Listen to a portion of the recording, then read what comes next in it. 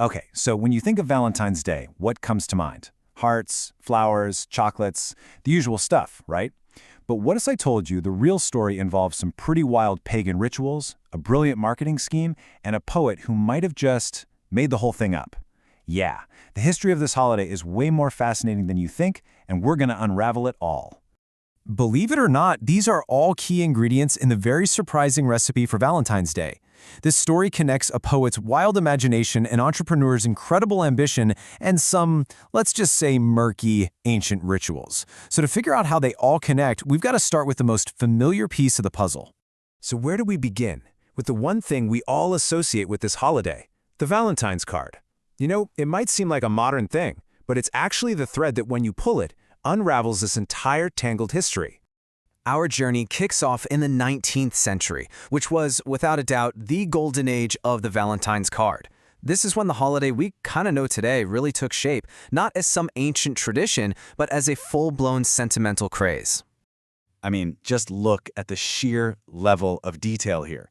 The Victorians did not do subtle. They created these unbelievably intricate, multi-layered pop-up cards. We're talking expensive paper, delicate lace, ribbons, even scented envelopes. These weren't just cards, they were total works of art, meant as serious declarations of feeling. And here's something you might not expect. These super elaborate cards, they weren't just for lovers. Nope, they were exchanged between friends, parents, siblings, pretty much the whole family. It was a day to show appreciation and affection in a much broader way than we do today. Okay, so you have these beautiful handmade traditions in Europe. But how did that turn into the massive commercial industry we're all familiar with? Well, for that, we need to cross the Atlantic and meet a very, very clever entrepreneur. This is Esther Howland. So, back in the late 1840s, she gets a Valentine from England and has this simple thought, you know what? I can do this, but better. She actually convinced her father, who owned a stationery store, to import supplies, and she started creating her own elaborate cards. And the result was astonishing. Within just a few years, her business was making over $100,000 a year. Now, that's an absolutely astronomical sum for the mid-1800s. Esther Howland didn't just sell cards. She essentially created the entire American Valentine's industry from the ground up. But hang on, all of this commercial success was built on this idea of romance. So where did that specific connection to February 14th even come from? For that, we need to go back even further, long before the cards and the factories, to the world of poetry. This line, from Geoffrey Chaucer's poem Parliament of the Fowls, written around 1382, is the very first time anywhere in recorded history that Saint Valentine's Day is linked with romantic love. He just drops it in there, like it's a well-known fact that birds choose their mates on this specific day. And here's the really incredible part.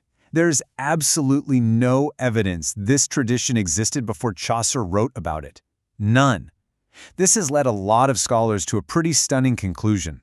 A poet's imagination is probably the real origin of our romantic holiday. He might have just made it all up. Okay, so if Chaucer invented the romance part, then who was the actual Saint Valentine? This is where the story gets really, really murky. Let's peel back the final and oldest layer of this whole thing. The truth is, there isn't one clear origin story. Instead, we've got two competing and, frankly, totally unverified theories. On one hand, you have the romantic Christian legend of a priest named Valentine. The story goes he defied an emperor to marry young lovers in secret, and before his execution signed a note, "From your Valentine." It's a great story. The problem? There were at least 3 different martyred saints named Valentine, and none of these stories are historically confirmed. Then, on the other hand, you have the ancient Roman festival of Lupercalia. This was a brutal fertility ritual. We're talking animal sacrifice and men running around slapping women with bloody animal hides. Yikes. Now, it was celebrated in mid-February, but most modern scholars have challenged the idea that it's a direct ancestor of Valentine's Day. And of course, we can't talk about ancient Rome without mentioning this little guy. Cupid, the son of the love goddess Venus, was the original arrow-slinging god of desire. But he didn't always look like the cute baby we know today. This is a perfect example of some serious rebranding. The powerful pagan god Cupid got a major makeover. Starting in the 14th century, right around Chaucer's time, by the way, artists started painting him as a chubby, harmless little cherub. By the 19th century, that cute, angelic version was the go-to mascot for Valentine's cards. So how does this totally tangled history of Christian, pagan, and commercial roots play out today? Well, the holiday has become this global phenomenon, but its spread isn't always a simple love story. In some places, it creates a really fascinating cultural clash. Let's take Iran, for example. Since the mid-2000s, Valentine's Day has gotten incredibly popular, especially with younger people.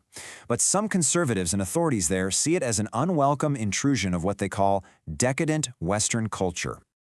This has led to actual official bans on making and selling typical Valentine's gifts. We're talking teddy bears, anything with a heart on it. At times, they've even targeted red roses. So the official response has been to promote a local alternative. There's a big push to revive Sepandārmazgān, which is an ancient Persian festival of love that honors women and the earth. It's positioned as this authentic, homegrown tradition versus a modern Western import. And yet, despite the official discouragement and the push for an alternative, Valentine's Day is still incredibly popular. It just goes to show how powerful these modern, globalized traditions can be. They can really take on a life of their own once they take root somewhere. Okay, so after this whole journey, through history, poetry, business, and modern culture, we have to ask the big question: what is this holiday really about?